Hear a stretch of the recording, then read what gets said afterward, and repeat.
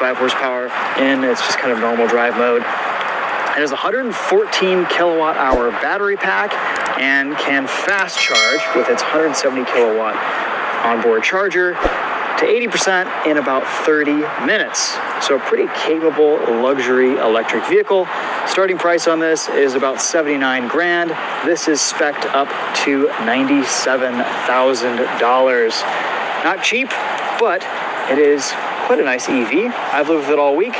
Let's walk you around it. We'll talk about that experience and then we'll take it for a drive.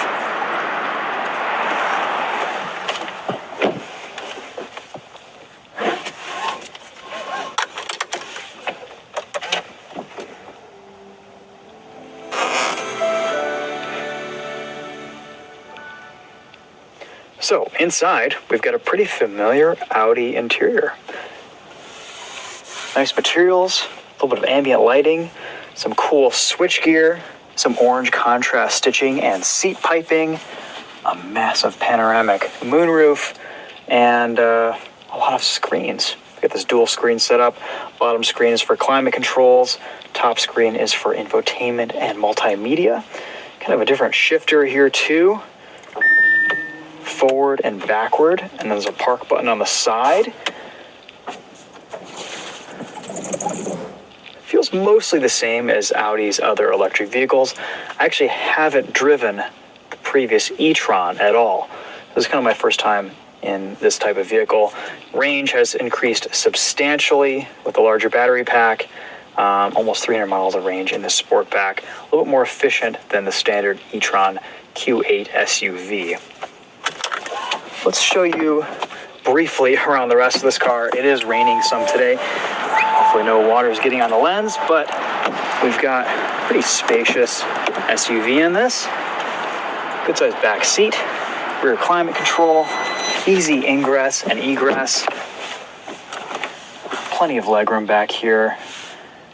And just, I'm liking the interior of this Audi. This feels very premium, very nice, very well equipped. It's an attractive and luxurious, functional and comfortable space. Adjustable headrests. And I like these door handles. Very sharp. Nice soft Alcantara suede there. Not a lot of room for the middle seat, but chances are this is going to be down most of the time in armrest form. I like how the seat belts have kind of an illuminated bit around them. Let's check out the rear hatch area. I always kind of struggled finding the opening spot for this. There we go. It's right in the middle under those first two Audi circles. Pretty high load floor here, but we get a compact spare tire, some room underneath. Fold down these rear seats. I think that happens from the rear seat area. No levers to pull back here or anything like that, but a nice spacious SUV and in Sportback form, a bit sportier looking than the standard Q8 e-tron. This sits on massive Hankook Ventus S1 Evo 3 EV tires in 265/40 R22. Front and rear, that is a square setup. Looks really sharp in this gray.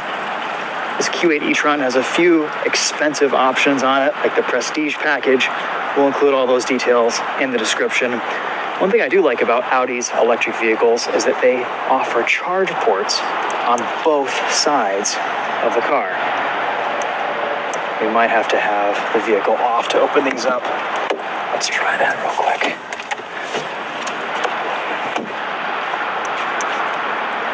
Look at that. Very neat.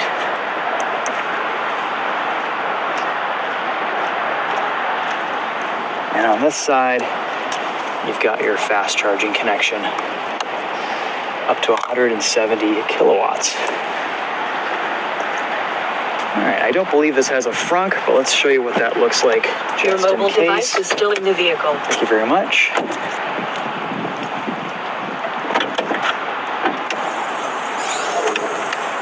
Just a little bit of room up here, not much, but as we've seen in a lot of EVs, kind of about average. All right, it is raining a lot. Let's hop inside and we'll take this for a drive. Look how it says Q8 Sportback e-tron Quattro right here. A little bit of lettering to remind you what you're driving in case if you forget.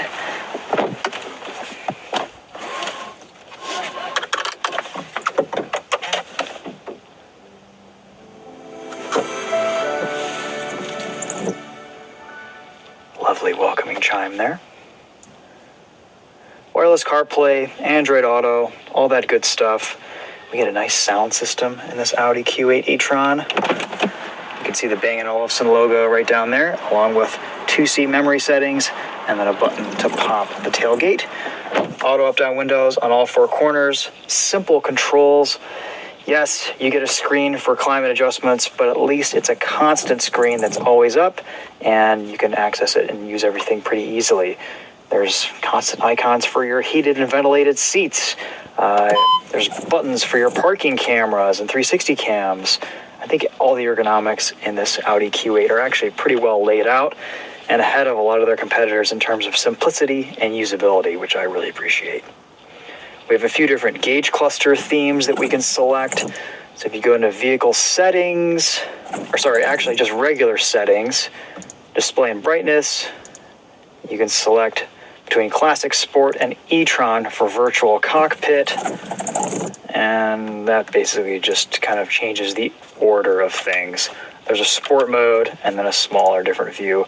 We're just going to stick with the classic gauge cluster because I think that looks pretty good in my opinion. Apologies for these wipers being a little bit louder than they should. We get a head-up display, adaptive cruise control with lane centering, which works very, very well. And nice looking reverse camera that rotates with the steering wheel. It's subtle, but makes a difference. Kind of a cool feature that a lot of Audis have had for quite a while, and Audi has kept it going here in this Q8. All right, let's set off. We'll take this for a drive. Hopefully the windshield wipers don't get too annoying, and we'll see how this thing is on the road.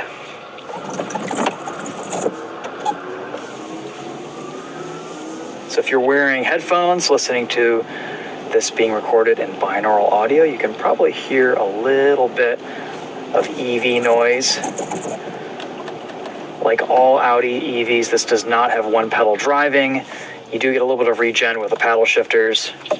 One strange thing about this Q8 e-tron is that it doesn't have a creep mode when you come to a stop. It just kind of puts on the brakes and you sit here and you don't set off until you tap the accelerator pedal. Makes negotiating tight parking spaces a little bit finicky, but you do get used to it after living with it for a little while. Brake pedal feels nice. Audi has pretty much committed to their drivers using the accelerator and the brake pedals and not really relying on one pedal driving. I mentioned earlier that this has two different horsepower figures in normal drive mode. It's about 355 horsepower, and with this weighing close to 6,000 pounds, I believe it's around 5,700 pounds, it's not that fast. It's kind of sluggish, to be honest, especially compared to a lot of its competitors. Granted, it's still a quick car. It's an EV, but you have to put it into sport mode to get an extra little bit of boost. I think 402 horsepower for just a few seconds, and that is nice to have.